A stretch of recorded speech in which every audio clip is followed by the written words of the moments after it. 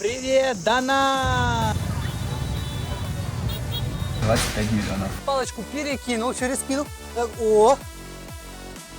Не страшно.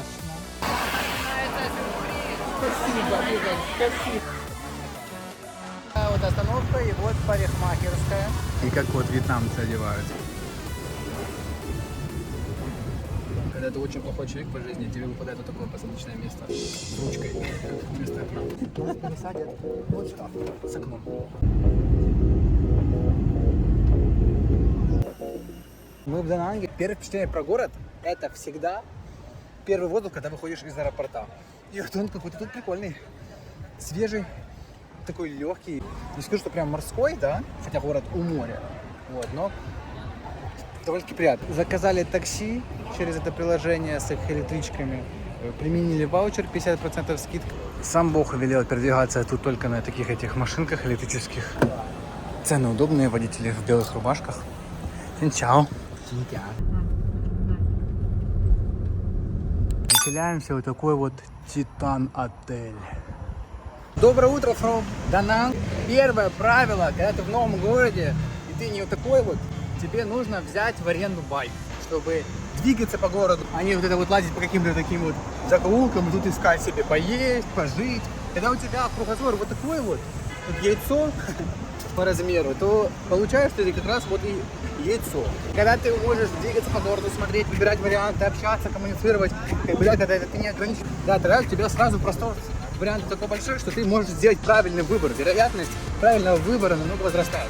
Поэтому первым делом в новом месте нужно взять себе транспорт. Very nice. Вау. Такой байк просто с камнями мясорубки. Как же он круто светится на солнце. Кристиан Диор делал личный дизайн. Красиво уехал. Красиво. Цена на байке 2,5, 2,2. Вот такой вот PSX старый 2,2. 1,7 старый Airblade. 2 миллиона новый. 1,7 вот этот Vario. Я приобрел хорошую привычку в начале аренды всегда снимать полный видеообзор байка, указывая на все царапины и повреждения, чтобы не иметь проблем при возврате. А сейчас, сквозь вьетнамский трафик, мы отправляемся на поиски квартир. В Дананге ни в коем случае нельзя снимать квартиру по фото и видео. Эти фото ориентировочно 15-летней давности, плюс они сделаны довольно-таки неплохо, и все квартиры выглядят как конфетки. Но на самом деле большинство квартир в ужасном состоянии. Также часто бывает неприятный запах из душа, от мебели, от кондиционера. О, кошка. Is it will be yours? Leave. Окей. Поэтому я настоятельно рекомендую приезжать и смотреть все квартиры лично. Отличный способ поиска вариантов жилья – это Facebook Marketplace. Вьетнамцы снимают именно так. И вроде так ходишь по этим квартирам, смотришь, и вроде норм, но вот абсолютно себя здесь не видишь. Вот не представляешь, как ты здесь будешь находиться и проводить время. Для меня дом – это очень важно, поэтому нужно выбирать всегда его очень тщательно. И еще, никогда нельзя оставлять документы в залог за квартиру или байк. Обычно стоимость залога составляет 1 месяц. Все, что больше, это вероятно, что вам его могут не захотеть возвращать. А еще нам показывали все квартиры в каком-то таком квардаке и еще с бывшими жильцами. Ну вообще не вдохновляло это. Люди живут просто как бомжи. Короче, первое впечатление про Дананг. Сил вообще просто нету. Днем палящее солнце и главное вообще наблюдение, что абсолютно просто все, что ты видишь на фотографии, не соответствует тому, что ты видишь. Посмотрели около 5 квартир. Такой трэш. На фотографиях такие конфетки. В жизни мне просто такие фотографии, не знаю, лет 40, наверное. Разбил себе ногу я. Ехал себе сам на подножку. Вот. Сегодня мы видели просто 3 жутчайшие аварии. При нас вот люди вытривались, падали, машины врезали. По жилью пока есть единственный вариант, который более-менее приличен по нормальной цене. 9 миллионов. Ну, что в том заключается, что мы готовы заехать, а нам говорят, да, вот квартира, все окей, но она не готова. Что не так? Говорят, мы типа хотим мне сделать еще уборку, типа там уборку. Я говорю, похер эту уборку. Нам, ну, типа сейчас на лишний миллион, нам нужно пристроиться в отеле, чтобы дождаться эту квартиру. И они так сказали, либо сейчас ставите депозит и заезжаете уже 5 числа, либо типа идите в круг. Thank you. Ирина, ну, что ты расплакалась? Ир, ну нормальные квартиры, ну, что ты начинаешь? Ира, давай проработаем тебя. Понимаешь, просто. У меня было одно единственное сомнение. Выключи сейчас, я тебе сказал. А потом я увидел ее. Все абсолютно новое, все в пленочках, сделано не по-азиатски, а с умом, полностью укомплектованное и с красивым видом. Цена $350. Но у нас с Ириной случилось разногласие, и в это кафе мы пришли не вкусно кушать, а громко спорить. Нам даже пришлось составить список плюсов и минусов, чтобы решить, в какую квартиру все-таки заселяться. Меняем деньги на квартиру и на жизнь. Получается курс 25,2. Это вот лучший курс пока, который мы встречали. Сейчас вам покажу, что такое 25 миллионов. Всего на все. Самые крупные купюры по 500. Очень такие пластиковые, красивые. Наш дедушка Пашемин на всех купюрах. Раз, два, три, четыре, пять, шесть, семь, восемь, девять, десять, 11, 12, 13, 14, 15, 46, 47, 48, 49, 50. 50, 25 получается. Сериалы миллиарды. Вот где миллиарды. И вот мы загрузили чемоданы и едем в новую квартиру. За эти 2 дня мы накатали более 100 километров по городу. Я, как простой работяга, с обычными работягами, еду себе на байке в 35-градусную жару, ощущается как 40, и еду там в лакшери машине, конечно же. Едет, балдежничает с чемоданчиками, там, наверное, шампанское там открыла. Да, мы с простыми работягами здесь. Я обязательно фотографирую все моменты передачи денег, читаю договор и меняю пункты в нем, если нужно. А сейчас мы едем смотреть вечерний Дананг и его главную вау-фишку. Не все мосты с каким-то тут приколом, но этот прям идет с большим приколом. И днем очень выглядит классно, и ночью такая очень классная фишка Дананга.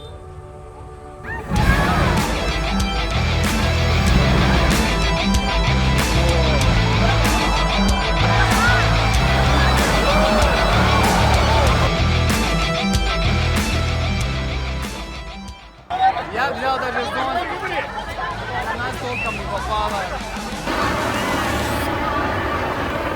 Вот тут прям нормально. Дети в восторге, дети в восторге.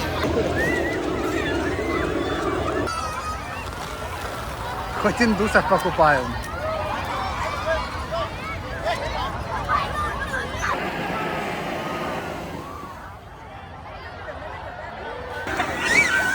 Прям жестко. А потом все двинулись на... Вот здесь сегодня будет фестиваль фейерверка, буквально через час. Они все подготовили, столько посадочных мест. Можно сидеть и смотреть, наслаждаться фейерверком, балдежничать. Нужно каждому что-то в ротик положить, напиточек какой-то дать.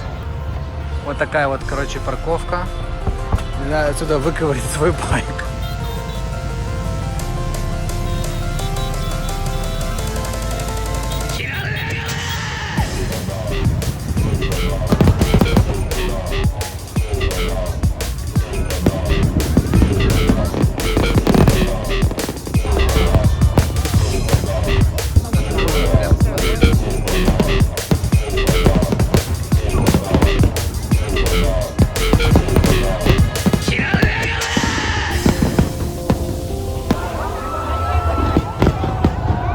А если что, у этой девушки будет Full HD полная запись этого всего действия. Можете написать ей, заказать. А у меня будет только кусочек. Фестиваль ежегодный проходит в июле и длится целых 6 недель. Каждую субботу по 20 минут просто сумасшедшего шоу фейерверков. Называется «Особенности вьетнамского перехода».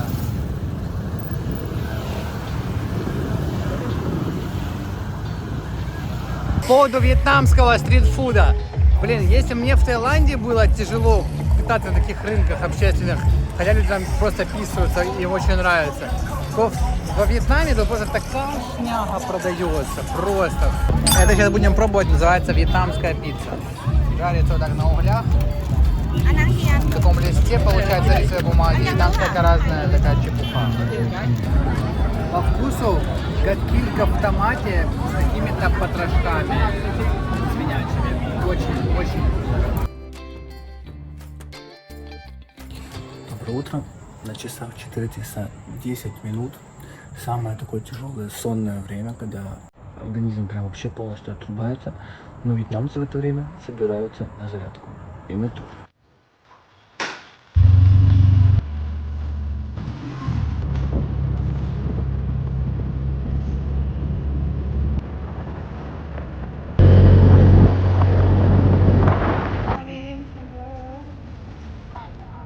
Так летают летучие мыши, прям вот так вот просто, как бабочки над головой. Обратите внимание на мою усидчивость Ирины и на концентрацию мастера. Практика начинается в 5 утра и состоит из комплексов 5 упражнений общей длительностью 2 часа, в основе которых лежит традиционная китайская гимнастика цигун в сочетании с элементами буддизма, даосизма, конфуцианства. Последователей Фалун Дафа можно встретить по всему Вьетнаму и узнать по характерным движениям и музыке на фоне. Суть практики в непрерывном самосовершенствовании тела и души за счет плавных движений и долгом удержании статичных поз и концентрации внимания.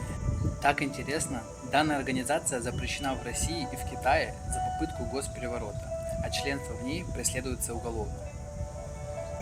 Во всем мире более 80 миллионов последователей, а в свое время в Китае участников было больше, чем членов коммунистической партии. Они эти упражнения поправляют просто каждый миллиметр. Ты можешь поставить руку вот так вот, одна надо было вот так вот руку поставить. И просто она поправляла Ирину вообще. Это было по-настоящему сложно, потому что это прям такая постоянная работа мозга.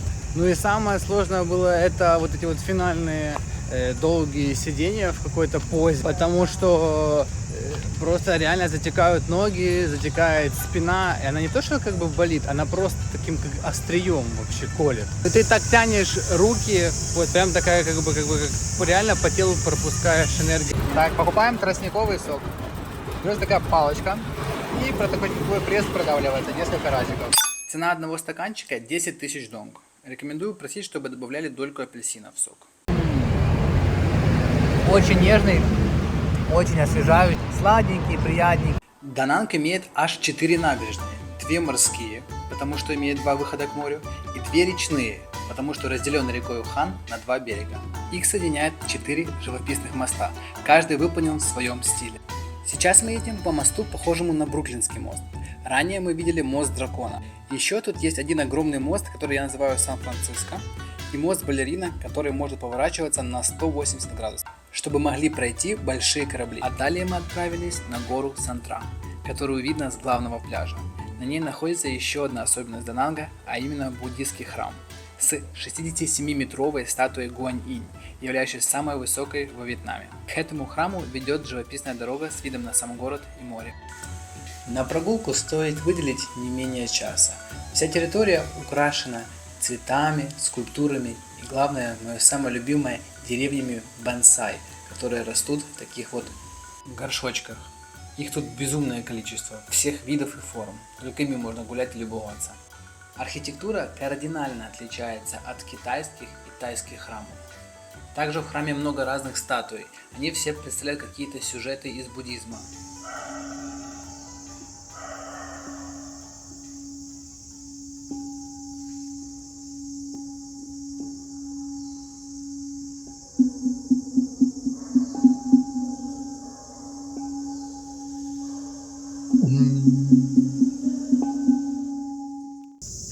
Very nice, very beautiful. History, you make history. Конечно, у вьетнамцев культура этих деревьев бонсай очень развита. Они за ними ухаживают, очень любят. Они такие, все, каждое дерево разнообразное, с какой-то своей фишкой. Очень красиво смотрится. Ну просто, ну вот какие эти деревья интересные. А также рекомендую вам прийти в этот храм в вечернее время. Он загорается и становится еще более атмосферным. А вечером такая обалденная подсветка включается здесь. Вообще просто так стильно. И людей просто такой мизер становится. Поэтому рекомендую даже вот часов 6. А что за звуки такие? Ну что, поехали отдыхать? А завтра проснемся рано и поедем на пляж, пока никого нет. Мы приехали на главный пляж Дананга. Он идет такой вдоль города, очень длинный. Тут 2 пляжа. Один такой супер вьетнамский, не супер популярный. И один такой вот более туристический в этом туристическом районе. Сейчас я вам покажу количество людей.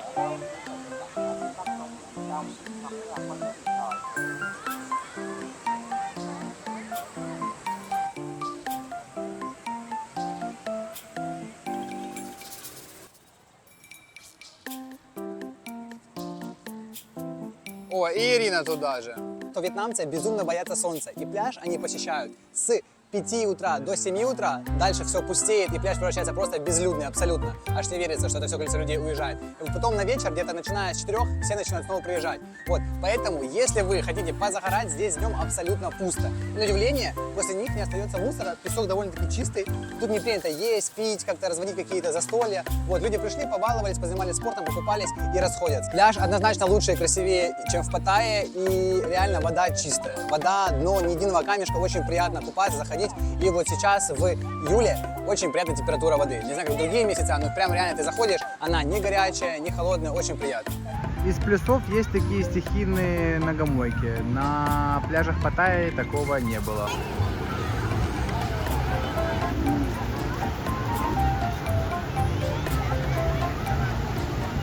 Сейчас очень сильный отлив, и для того, чтобы мне искупаться, мне пришлось пройти 50 метров.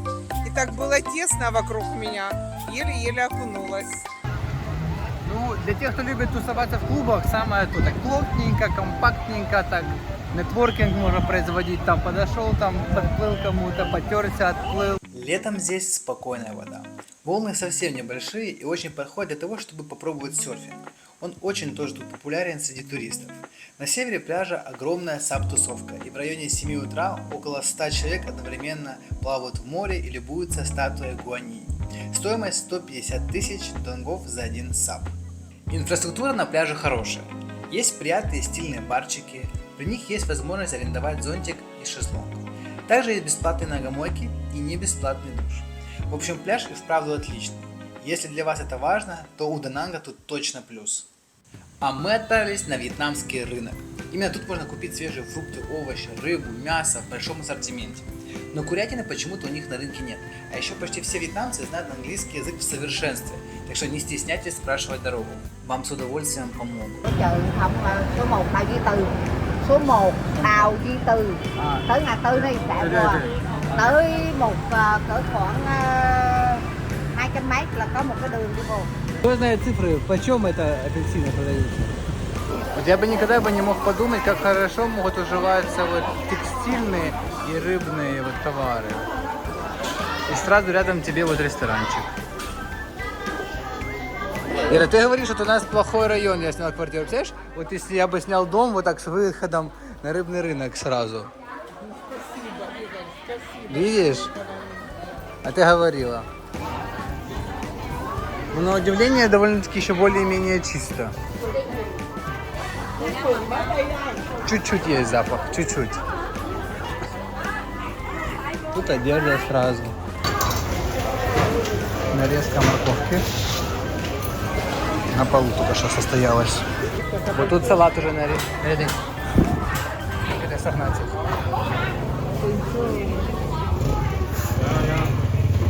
Они сдачу всегда дают таким вот жмыхом, вот. Типа как попало деньги, они такие жмака. Сразу прибегает продавец и начинает вот так вот что-то вот помогать. Или точнее, наверное, мешать выбирать. Ира, тебе помогают или мешают? Или табуретку такую, чтобы ей было удобнее сидеть. Покажи, Ира, эту табуреточку. Случайно нашли такой компьютерный клуб. Просто 9 утра пацаны просто как на работе уже сидят. Все забито. Просто лупашат компы. Короче, попросил Ирину сходить выбрать бокалы. Она стоит, выбирает, смотри. Что она выбирает? Пипец. Я говорю, выбери стаканы. Говорю, чтобы вы понимали, вот просто про Вьетнам, ты можешь запарковать байк, и под ним расположится женщина, и будет свет. И мальчик в кадр влезет. Пресс-пакет. Пресс-пакет? А что ж там у тебя такого в пакете ценного? Что, лапша? Ты что, туда Вот что Ирина не хочет, чтобы украли. Вот такой вот бутылку воды. Так сядет и сидит перед байком. Никому не мешает. Никому не мешает. И вот Ирина сейчас будет пробовать такое мое блюдо. Я ее посадил вот так вот прям на кухню, чтобы, потому что настоящий хот-пот ты берешь, кладешь, положил сюда, и в рот. Сразу надо есть его у плиты, на столе прям. В Азии очень популярное блюдо. Это такая горячая кастрюля с каким-то бульоном, таким, они бывают разные, в которые макаронное мясо, там свинина, говядина, всякие там сыр тофу, всякие такие рыбные шарики. И просто макают, оно быстро сваривается, кладется на тарелочку и сразу кушается. Также добавляются разные там зеленушка, всякие такие штучки. Пусть варится чуть-чуть еще. На запах. Технология, опережающая человечество. Арахисовая паста. И попробую мясо, которое вот сварилось. Беру такой кусочек, макаю его в соус.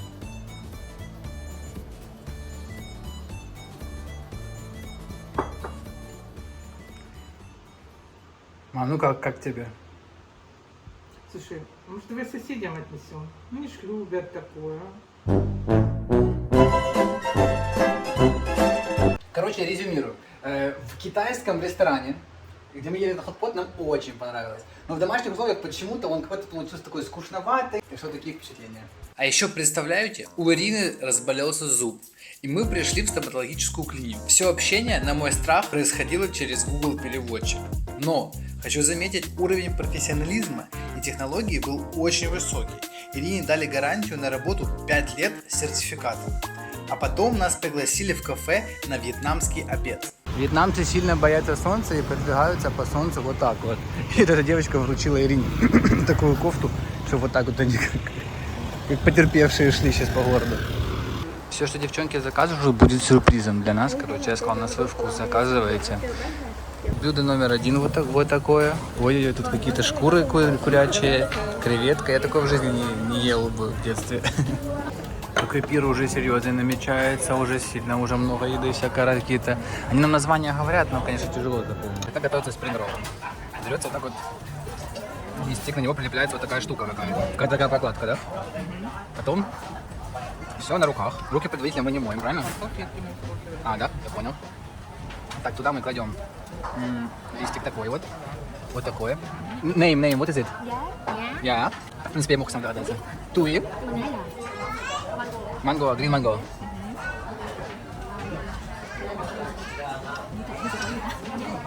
И вот такой кусочек мяска с шкуркой такой. Порк.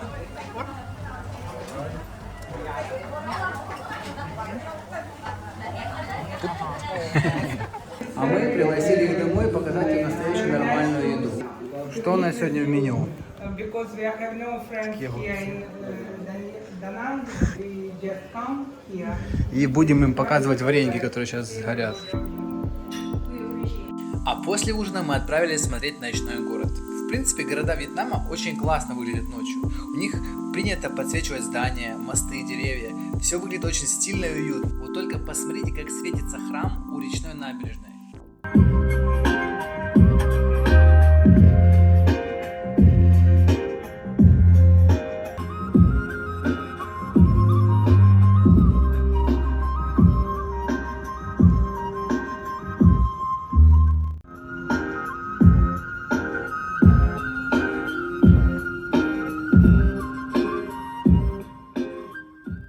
А вот знаменитый дананский мерлин. Это в Сингапуре украли идею такого вот животного и все поставили. А вообще, изначально он в Дананге появился.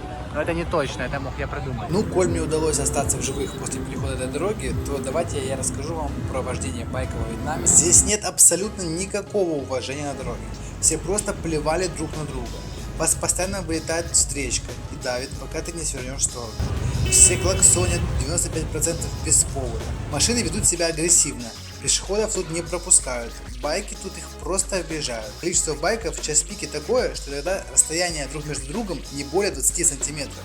Я категорически не рекомендую учиться ездить за рулем именно в этой стране. Во Вьетнаме считается очень круто и понт, когда у тебя нету зеркал. Либо вообще нету полностью, либо вот только вот одно. Прямо в центре города находится аэропорт, где над вашей головой постоянно прилетают самолеты. Участники движения, которых вы можете встретить, это велорикши и, конечно же, поезда. Представляете, у меня украли шлем только что. Так самое интересное, что прямо в моем доме, на паркинге, днем, с 8 утра до 4 вечера я был дома и украли мой шлем. В Таиланде этот шлем просто, у меня был крутой шлем там. Я его вешал вообще в самых темных местах, никому не владел до него. А здесь мы вот эту кепочку за 150 гривен украли. Но потом я посмотрел по кинокамеркам и нашел их. Если прийти в парк рано утром, то можно увидеть летучих мышей прямо вот в метре от себя. О! Просто вот летучие мыши летают. Это получается 5 утра. Самый движ сейчас будет начинаться, вьетнамский спортивный.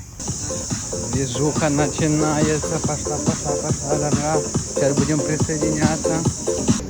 Чтобы вы понимали просто вообще, какие вот тут спортивные группировки. Это не то, что вам эти группировщики. Вот настоящая группировка, блин. Не курят, не пьют, танцуют. Тут группировка похлопальщики, аплодисменты. А там очень опасная группировка, неоновая называется.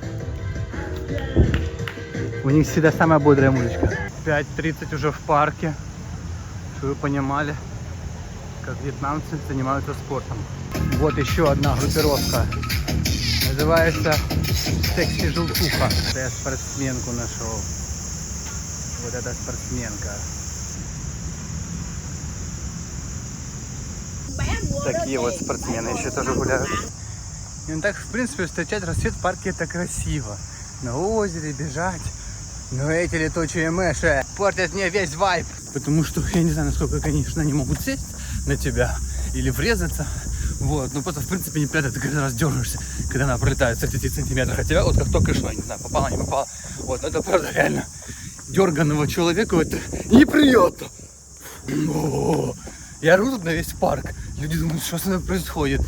Я просто не знаю, когда это реагировать. Так, ребят, официально, она меня коснулась. А тупо меня в руку коснулась. Фу. Такая мягенькая, если честно, конечно. И сильно прям неприятно. Если увидите, что начался ковид 2024, можете сразу писать мне, это был я.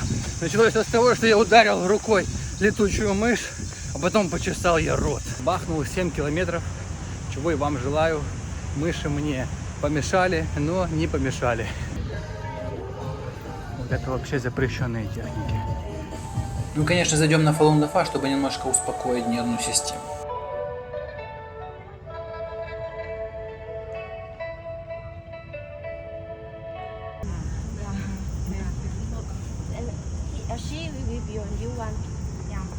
Ну что, пришло время вам показать еще одну ключевую достопримечательность. Мраморные пещеры или мраморные горы.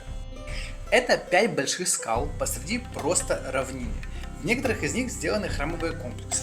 От входа со стороны лифта нужно купить отдельный билет и подняться, точнее спуститься вниз. Сразу встречает такая инсталляция с тонущими руками. Принцип внутреннего храма, рай и ад. Пещеры подсвечены очень красиво. Я прямо не ожидал. Чтобы застать вот такую вот атмосферу отсутствия людей, а не вот такую. Нужно приходить в 7:30. И тогда это просто совсем другое место. А это выглядит супер.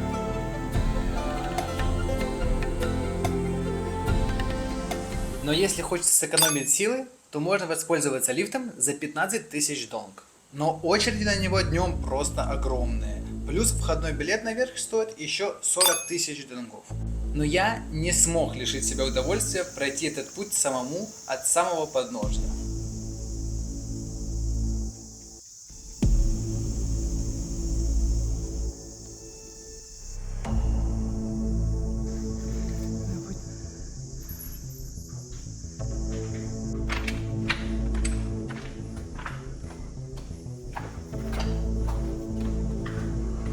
Пошли бы туда. Есть там дорога. Настоящих экстремалов, путешественников есть.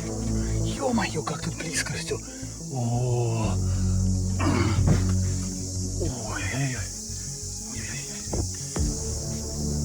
Даже не за что взяться. Туда выкарабкался. Такие ступеньки. Вот такие ступеньки, да?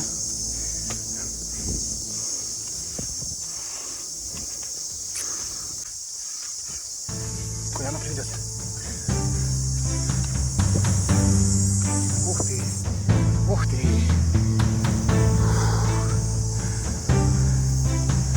Вот. Куда я, как всегда, забрался? потом я услышал звуки пения монахов.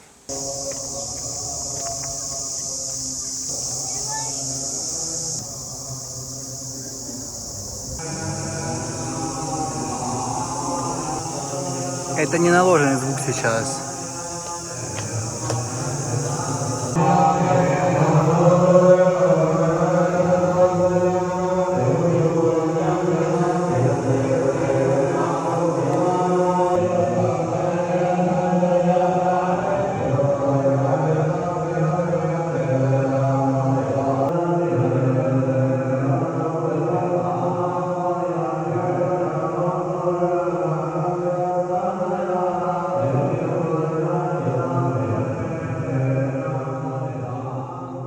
Да, подъем и вправду не из простых и занимает 2 часа. После этого мы прямо внизу выпили очень популярный тут свежевыжатый сок из зеленого вьетнамского апельсина. А еще мне нравится выжимать его дома. Охлаждаешь в холодильнике 4 апельсина и получается 1 стаканчик прохладного сока безо льда. Стоимость килограмма апельсинов 15 000 донг. А удовольствие на целый миллион. А на следующий день нам, как всегда, не спится, и мы поехали встречать рассвет на гору Сантра.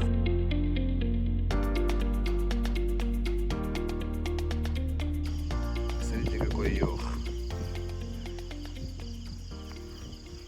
Я ей положил телефон на голову, он так лежит уже час. Вроде монах, да, посмотрите на монаха. Тики набросала. Кокосу там вот оставила. Еще бутылки какие-то мусор накидала. Вот тут мусор накидала. Что скажете свое оправдание?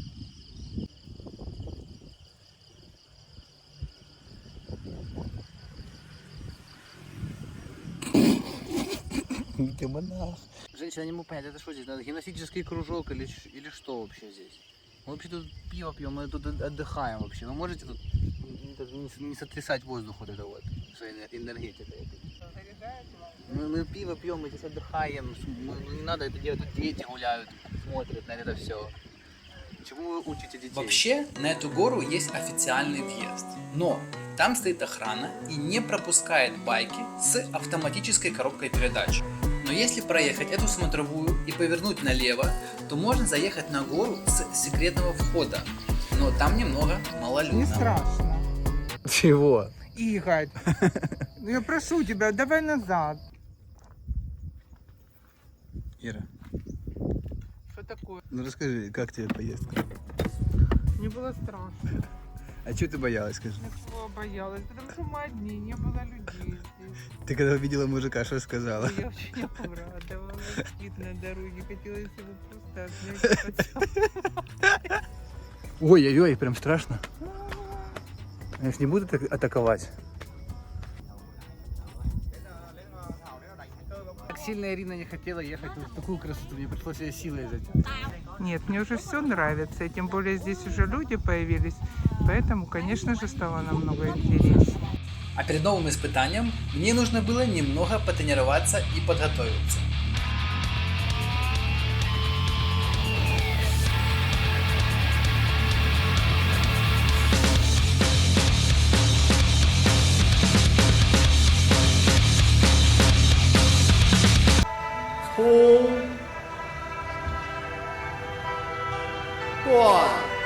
Но утром я еще успел заехать на Фалун Дафа и оставить там Ирину. Сейчас будем карабкаться на вот эту вот гору.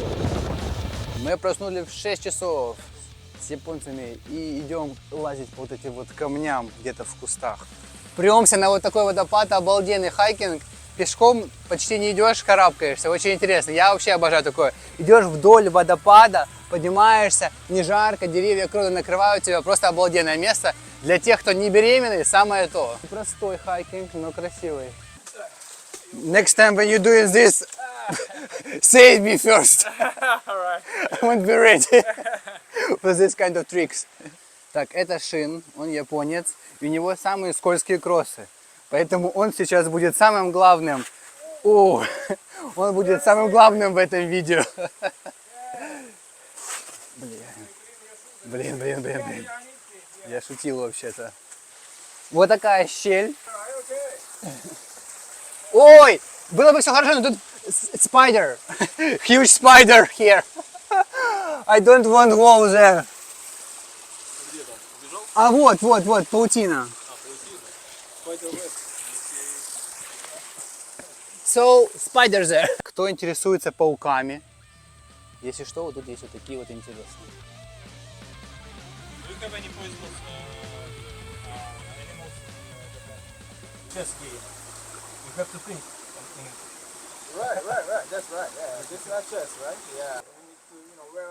Фух, ну короче, сошлись на том, что пути назад уже нет. Будем пробовать пробиваться к дороге. Сейчас приложу скриншот, где мы находимся. Это просто какая-то средина сумасшедшей горы огромной. Лезли через такие просто дебри. Мы просто уже идем и пытаемся найти то место, которое нас остановит. В голове уже 100 раз говорят, да нет, все, наверное, это тупик, тупик. Но находим мы такие, ну давай попробуем, нет, давай ради интереса попробуем. И такие, знаешь, ради интереса и пробуем. Вот так, вот так вот так палочку перекинул через спину, так, перекинул, и ты уже там, все, до встречи. Футболка полностью мокрая, рельеф меняется очень сильно. То большие камни, то мелкие, очень скользкие. Оба кроссовка мокрые. Где-то уже час идем. Даже уже интересно, чем этот водопад закончится, потому что уже вроде кажется, ну конец, уже полный какой-то капец. Ну так по чуть-чуть пролазим и движемся еще куда-то нас несет. Я обычно не падаю, но тут я парочку раз даже хэпнулся и так прям головой возле камня был близко. Чуть-чуть тормознул рукой. Скользко. Ну, последний час мы премся уже просто через Чигиря. 7 километров. Уже просто лезем, уже никакого нет маршрута. Уже просто хотим выбраться к дороге. Потому что назад идти сил нет реально. Реально нет сил. Мы слышим машины, мы уже очень близко. Вот оно, рождение трушного хайкера-выживальщика. Смотрите. Рождается на свет через муки, через боль, через шипы. Давай.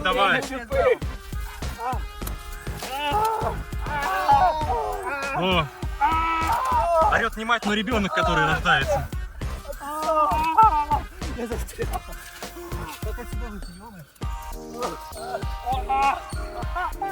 Ой, мастер, помоги чуть-чуть. Я прям жестко. Если бы одна-две, я почему бы это. О, хорошо. Чувствую, попускает меня. Еще чувствую колючки в спине. Я чувствую боль, да? И вот ну, Шин уже прошел через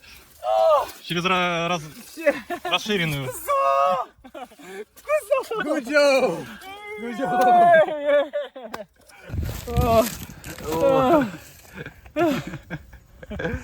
Hands also like this. So many tricky scratches. Фу, мы вылезли из этой дырки. Фу, ну вот, где-то здесь мы. У Шина ранения, как будто в него стреляли. Мы вылезли где-то во времена Вьетнамской войны, наверное. Но виды живописные. Мы поднимались целых 3,5 часа. No. Конечно, хорошо то, что хорошо кончается, и хорошо, что это плохим не кончилось. Потому что, честно, просто стояли в таком чигирняке, что подрались полностью, все в колючках. Однозначно не рекомендую этот маршрут более чем 20 минут прогуляться. Вот, потому что мы реально вышли вот из тех кустов. Очень сложно заказать на эту гору такси. Вот. Я вижу, ездят таксишки, но они, короче, себе там заняты. Вот очень сложно заказать такси. Вот. И, короче, когда просишь каких-то местных, чтобы тебя, типа, пикап, подхватили, они заворачивают такие цены, просто реально конские. Я еще, ногу травмировал, Идти вниз 2 часа по этой дороге. Короче, просто вообще, не вариант. Сейчас самое палящее солнце. Короче, попали так попали. Что, мне удалось заказать такси. Вот, и мы едем за 100. Нам на байке предлагали ту 100. Четвером на одном байке. Вот, а мы едем на такси за 100. Так что, короче, слава богу, удалось. Но мы потратили на поиски 30 минут и всю надежду. Ну что, все-таки мы добрались до наших байков. Ё-моё, их даже не украли. Как хорошо. За 100, короче, спустились. Вот, ну и безумно рады этому решению. Все, по домам. А напоследок покажу вам еще один очень красивый, но малоизвестный у туристов храм. Мне так интересно, что это за храм такой? Сейчас у монаха спрошу. Молодой человек, А что? Я не местный. Ладно, коль монах не знает, я вам расскажу. Это храм Нам Сон Пагода. Храм очень красивый. На входе выдают вот такие красивые костюмы. Можно покормить рыбок, сделать много красивых фотографий. А еще я поставил свечки и аромапалочки за успех этого ролика. И спасибо за просмотр. Надеюсь, вам был полезен мой обзор на этот чудесный город Дананг. Ставьте лайк, если это так. И, конечно, лучше не сдерживаться, вот это вот внутреннее желание, и подписаться на канал, потому что нас ждет еще очень много всего интересного. Я вам обещаю.